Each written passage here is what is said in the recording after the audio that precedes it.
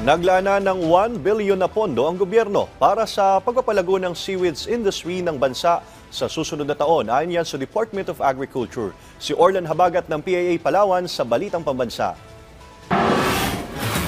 Inanunsyo ni Department of Agriculture Secretary Francisco P. Tio Laurel Jr. sa harap ng mga dumalo sa Philippine Seaweed Congress na isinagawa sa lungsod ng Puerto Princesa, Kamakailan na mayroong inilaang pondo ang kagawaran ng agrikultura, partikular sa Bureau of Fisheries and Aquatic Resources o BIFAR, para ito sa pagpapalago pa ng seaweeds industry ng bansa.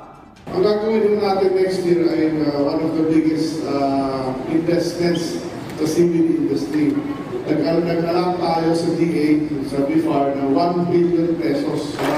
Yung 1 billion na ito, magkano ng mga dryers, magbibigay ng mga gamit para expand ng seaweed farms, tsaka for seaweed warehouses. Ayon kay BIFAR National Director Isidro Villayo Jr., maliban sa tuna, ang seaweeds ang pangalawa sa major marine products na ini-export ng bansa.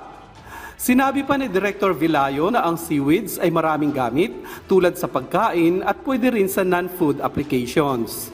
Ginagamit din ito sa industrial, pharmaceuticals, cosmetics at marami pang iba. Record, I think we're producing about 1,500,000 tons annually, 1.5 million annually yung ating production. Pinakamalaki yan sa aquaculture sector, ang seaweeds production share. Ilan sa paglalaanan ng pondo para sa taong 2025 ay ang pagtatayo ng mga seaweeds nursery sa buong bansa, dryers, bodega, pagsasanay ng mga seaweed farmers at iba pang proyekto na makatutulong sa mga ito na mapalago ang kanilang produksyon. Sa datos ng BIFAR Mimaropa, ang Palawan ay pangalawa sa top producing provinces ng seaweed sa bansa. Nakakapag-produce ang probinsya ng nasa 300,000 metric tons ng seaweeds kada taon.